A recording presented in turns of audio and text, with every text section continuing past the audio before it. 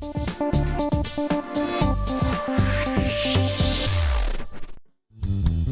views and opinions expressed in this program are those of the participants and do not necessarily reflect the views of BronxNet or the program underwriters.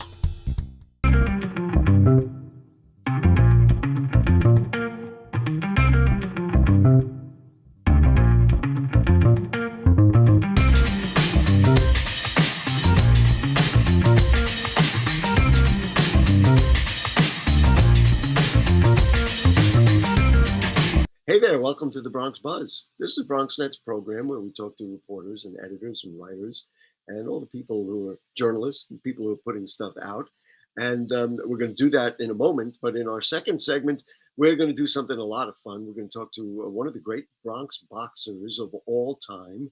And she's fighting this weekend, as a matter of fact. And so we'll get you some insight as to what she's about. But we're going to have a much more benign segment right now, I think, with the senior reporter and editor covering housing and homelessness for City Limits. Welcome back to the Bronx Buzz, David Brand. Nice to have you with us, David. Thanks for having me back on, Gary. I'll try to spice it up so we can intro the next segment too. We could spar it a little bit. Yeah, I guess so. Listen, first thing, congratulations. You had a new baby, and Thank you. much love to you and your family, and I hope everything works out. I'm sure everything will work out just wonderful. Let's just talk about community land trust. You wrote an article that says community land trusts would get first dibs at buying properties under revised council bill. That was the headline and that was the story. What I'm interested in, and I know people in the Bronx, they are so frustrated over the course of time with all different kinds of development and say, finally, can we get communities to control our own destiny and our own properties? Where is this at? Start here and then we'll break it down. Sure. So I think that kind of community land trust model is growing in New York City, growing gradually. There's several different organizations, but only a few of them are really up and running that actually own property. And so the concept is nonprofit organization organized as a community land trust, buys the land underneath homes, and then they either rent out the apartments above that land, or they even sell it at affordable rates to low middle income homeowners. And then people who live in that home, they can't resell it at an exorbitant rate. It really discourages speculation. They can take their equity. They could sell at a modest increase, but it keeps the homes, the property at permanently affordable rates. And that certainly is music to the ears of the people in the Bronx. Northwest Bronx Community and Clergy Coalition was one of the many groups that have put stuff out to talk about, the trying to do this. So what is the city council doing, and what is this new bill that they put out going to do to make this work? I mean, let's be honest. You want to take land that could be sold for a price and turn it into something and say, oh, okay, we will grant you, maybe grant you this land. That's a big ask.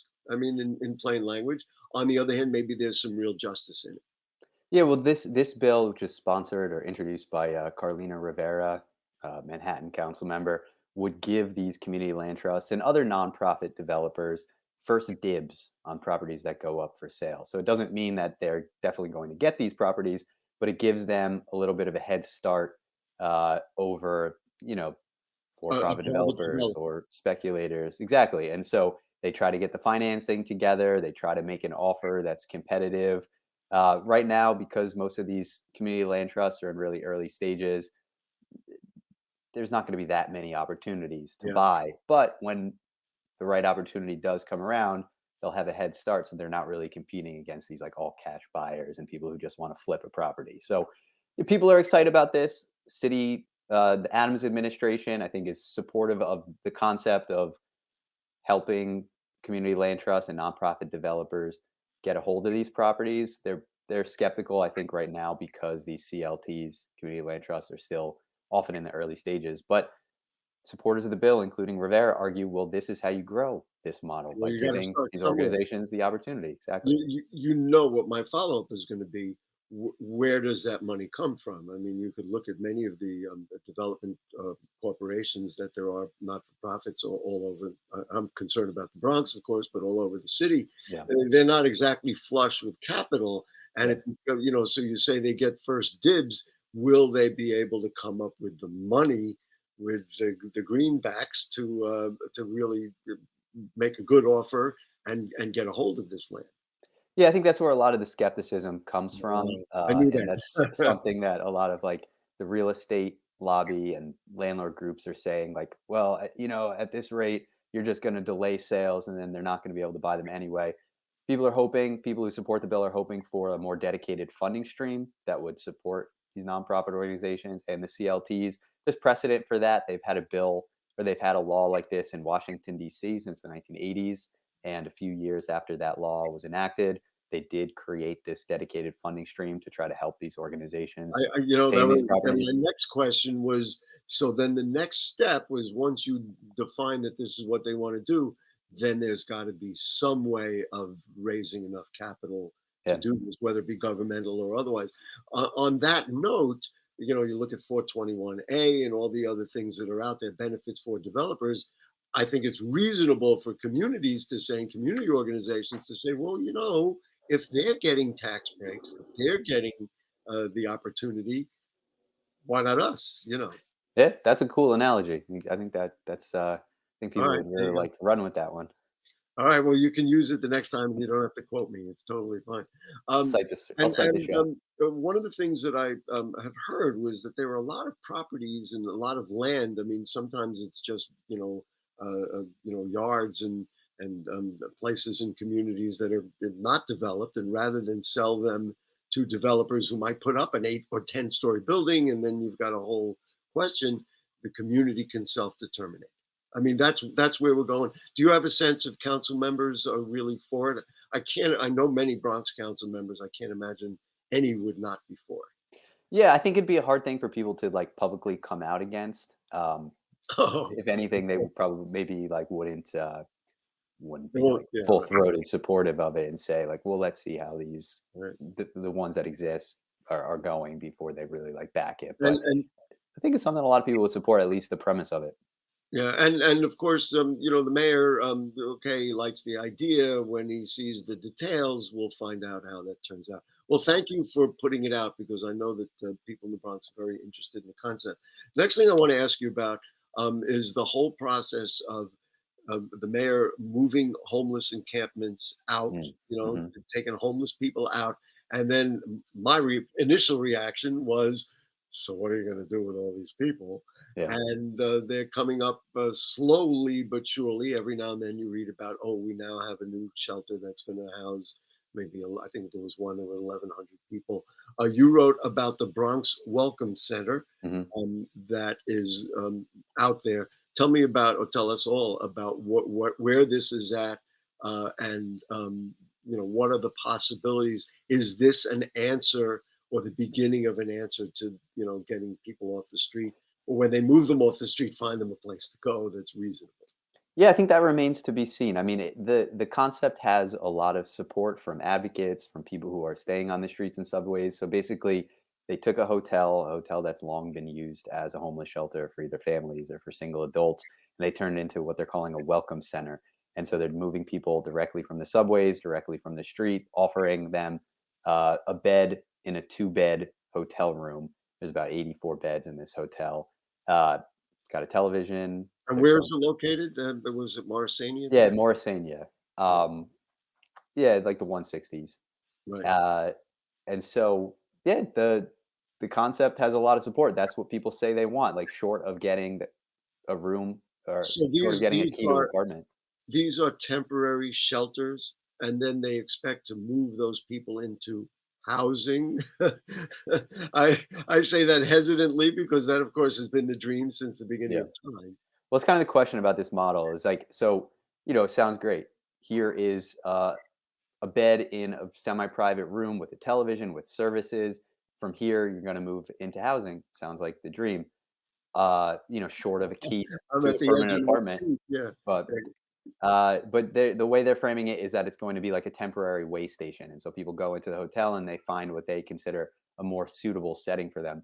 My question to that is, if someone has a semi-private room with services on site, nice location, they like the roommate, why would you want to then leave to go to some other congregate shelter So if it's short of a permanent apartment where you have your own key, you have a lease, not quite sure why someone would want to give that up to move into maybe You a know, room they share with 15 other people.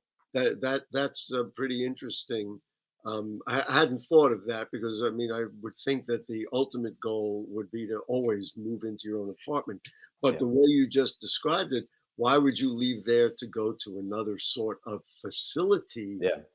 That's not, the thing. So again, we're back to square one on this.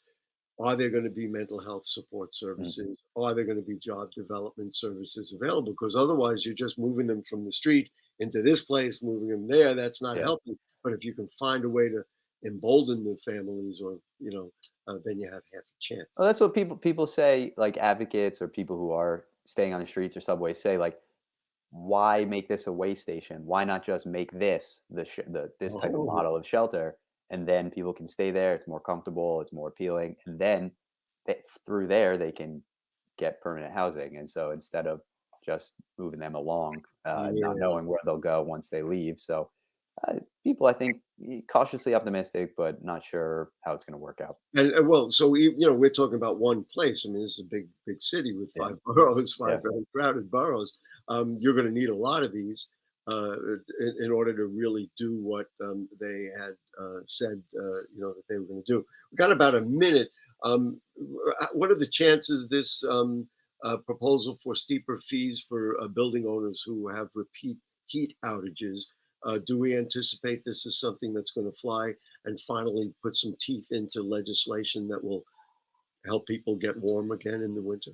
well, it has some pretty strong support. It's introduced by Bronx Council member, head of the Housing and Buildings Committee, Piarina Sanchez. I think it's like kind of a first foray into holding property owners accountable for lack of heat, lack of hot water, not addressing hazardous conditions in buildings. And I think just in talking with her that this is kind of a first step into increasing those kinds of penalties and trying to put some more teeth into housing code enforcement. So kind of a modest increase. The fine right now is like $250. This would increase it to 500. So it's not Well, a it's a crazy good amount, start. but it's a start. Yeah.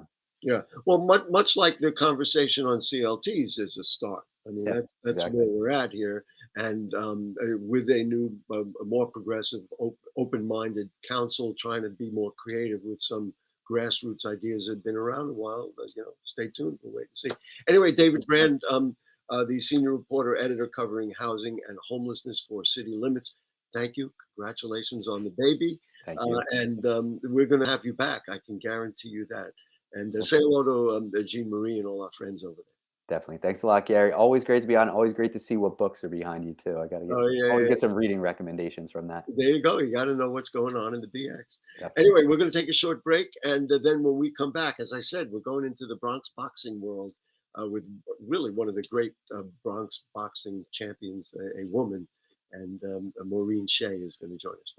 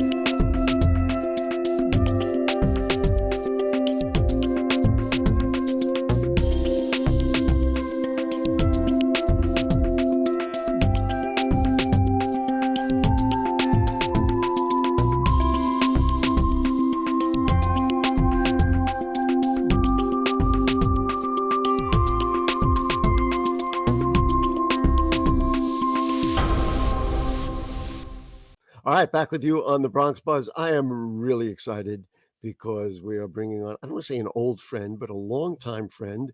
And as I mentioned to Maureen Shea, who is one of the great boxers of our time, a Bronx boxer, is that when you get to meet someone that you have a good relationship with, that is a Bronx person that understands the same realities of life that you do, you just move right along. So, ladies and gentlemen, one of the great pioneers of women's boxing from the BX. It is Maureen Shea. Nice to have you with us, Mo. Those Hi, of us who Gary. know you Yep, call you yep. Mo. You know what's funny? You said about Bronx Boxer. Do you know that's on my license plate?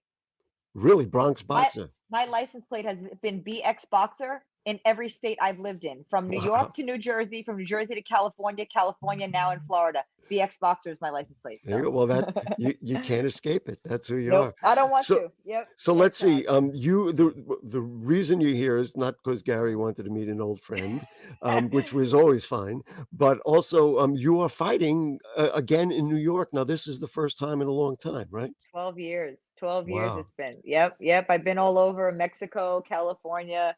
It's been quite a journey. But yeah, I'm coming back home. And what's exciting about this aside, well, let's put it this way: you are really excited to be Mhm. fighting in New York again. I am very, very much so. The energy in New York. I mean, I've been in so many different arenas, from the Forum in Los Angeles to, and to giant soccer stadiums in Mexico. Winning my first world title out there. But the New York crowd is just a different crowd. The energy there. If you've never fought there, it's electrifying. So I'm really excited to feel that again. So we're going to build this as Mo comes home.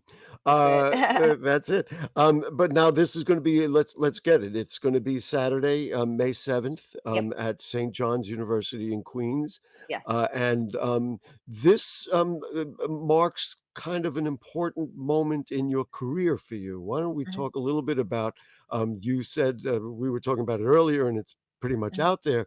You've mhm. been disappointed that the WBA hasn't recognized all the great things you've done, and this is your way of getting back to it. So why don't you tell us a bit of Well, that yeah. story? A little bit about, well, I was set to fight. I moved to Florida in 2019. I fought 3 times and I fought my way back up the rankings, and I was ranked number one by the WBA. And in May of 2020, I was set to fight for the WBA world title, and COVID hit. So it was postponed and moved. And then I was told that they chose 2 other women that weren't ranked to fight for the world title. They promised me that I would fight the winner of that fight, which was rightfully mine to fight. I said, "Okay," and then next thing I knew, I was out of the rankings. Now, do we know why? Is something out there that, I or don't, well, is it promoters get, political? I mean, it could be a little political, promoters getting involved, and it's just really unfortunate. But me, you put a door in front of me, I'm gonna bash it down. So I'm like, okay. I took some time away, and not so much that I wasn't training, but I was studying, and I'm not gonna do this if my heart isn't 100% in it. And I was bitter. And it's funny, I did an interview with Jerry Cooney, and he asked me, are you bitter? Are you bitter about this and that? I'm not bitter. wow. I was bitter about the fact that that happened to me, because I'm 29-2 with 13 knockouts. I've been working my tail off for the last 16, 17 years in the professional rankings. And, I've proven myself time and time again to do something like that to me, and to have girls that have 7 fights, 6 fights fighting for world titles. That's very unfair. And I think it's unfair to the public too, because they're not seeing what female boxing really is, and the women like myself can really do. And there was a fight this past weekend, with Katie Taylor and Amanda Serrano. Phenomenal fight. You got Katie Taylor, who's a decorated Olympian, but Amanda Serrano, who's, she's been fighting for a very long time. And, and you could see the skill levels in those 2 women. And to show 2 top women fighting, I think that's really important. But you got to choose the top women that earn those spots. As we watch you tell that story, and Bronx people, of course, can relate to it, Mhm, we could see that your energy was up. And, mhm, you always want to be, I'm preaching to the choir here. You always want to be motivated. You always want to have a little juice. I mean, because, mhm. otherwise get beat up pretty good, Yep. and you want to defend yourself. But it sounds to me like you have a little more energy, and this is like, I'll go to the great boxers, to Muhammad Ali, who felt he Mhm. had something to prove Yeah. It's more different. than just, of course, wanting to be the champion, which 100%. every athlete wants. 100%. It's definitely different for me now. And the time away, I mean, COVID hit, but then my father had fallen ill, and my father passed away Mm, last April, and I I'm chose to sorry. Thank you. I chose to step back and be with my family. I've been away from my family for over 11 years because for traveling for boxing and training, and it was time for me to give to my father. And I did. I was here. I moved to Florida. I've been here with my family and being here with my mother, and that's been really really important for me right now to just do that.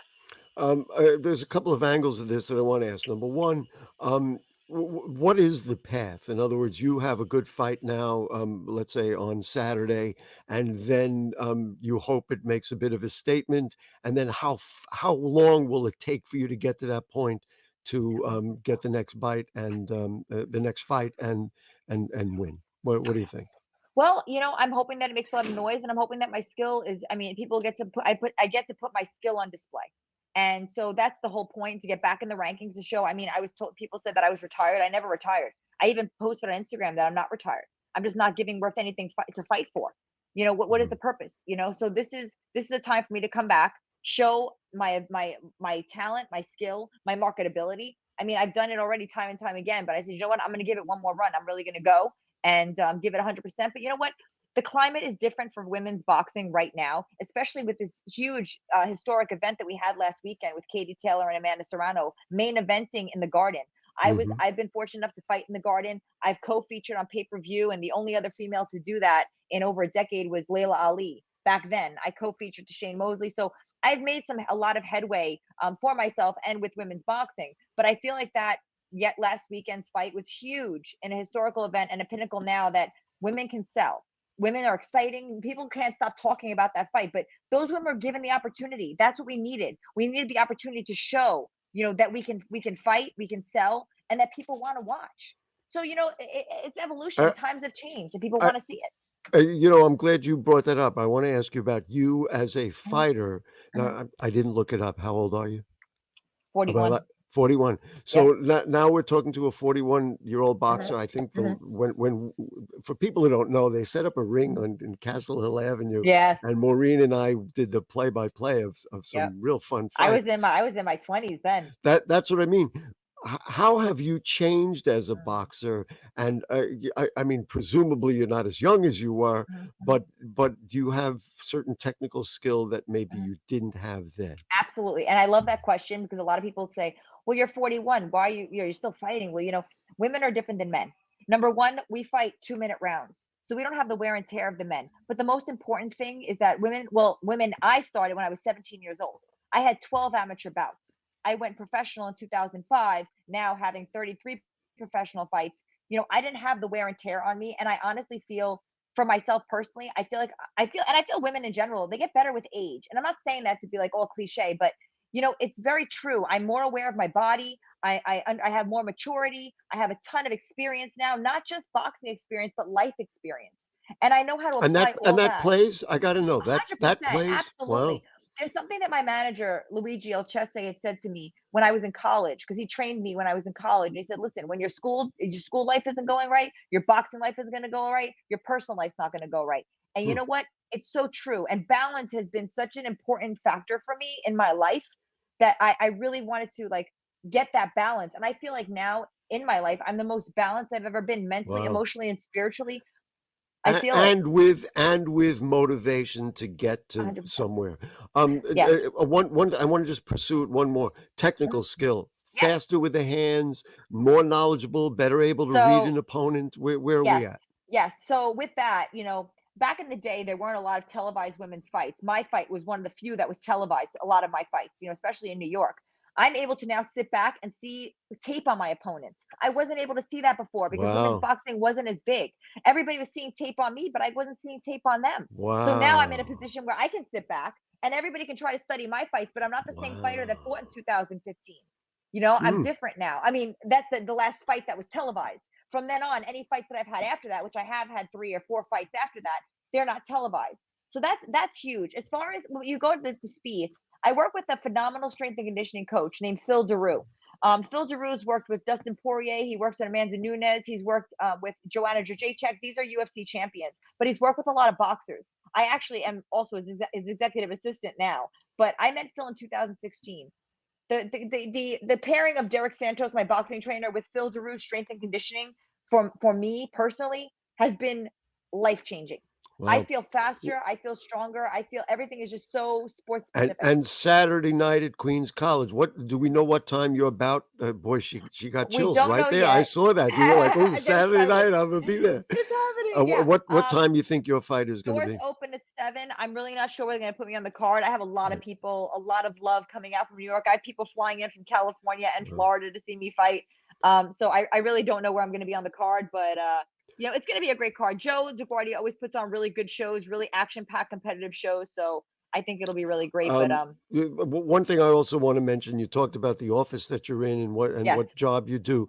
yeah, Has being part of a training facility and getting involved with other fighters and training and working with young people, has yeah. that helped you as a boxer and grow and develop your own skill? Absolutely, 100%. Really? I watch these fighters train. I watch them younger, the younger guys that are just coming up. I see things that they do, and I'm able to help them as well. And I'm able to have really important conversations. And they've asked me a lot of questions out of as a Right. veteran fighter, and it's really opened my eyes. And I think I honest, we're almost out of time. So finish yeah. that sentence, and I want to mention one thing that I you'll work with 2 understand. young females. I work with a 9-year-old and a 10-year-old, and I have to Wow. say, Raylin, yes, and Cleopatra, they've been probably my biggest motivation. They're the only 2 girls I have time to work with, but I love working with them because it's what I would have needed as a kid. What some people don't know, I teach a class on TV performance. And Okay. what I find when I teach that class, it reminds me of all the techniques and things that I learned and tried to develop. The And then when I fundamentals. and then when I go back on the air, I say, "Oh, I better not do Better. that. The students might Yes, see it." And I'll listen. One more keeps you thing. honest. Of course, Yep. you were the million dollar baby. We know that was. I'm wondering if that experience of being a stand-in in that movie also helped because man, you were there in a movie screen and all that, and so there's nothing that you're going to see that's going to get in your way, right? I mean that. Well, no, I think for me, I mean, just all the leading up to that, leading up to for Million Dollar Baby, just being the primary sparring partner and going through all the things that I went through while I was fighting. No, I have so much experience. I mean, like I said, so much life experience. I've done so much, and And it I'm all just taking gets that it. all with me. Listen, we got to go. Yeah, Maureen Shea, if we thank were you. in together, I'd give you a big hug I know, and hug you wish you good virtually. luck. Thank you. Saturday night, May 7th, doors Yes, open at 7 o'clock, St. yes, John's University. I'm gonna try to get out there. There's all things going on. We'll see if I can, but we're yeah, I gonna would be love that. rooting like hell for you. The entire 1.4 million people of the Bronx are rooting for Maureen Thank you. Shea Saturday I night. appreciate that. Folks, we got to run. Thank you to David Brand from our first segment, and good luck to Maureen carrying the Bronx on her shoulders and in her hands when she gets out there Saturday night. And we'll see you next week for more Bronx Buzz. Good night.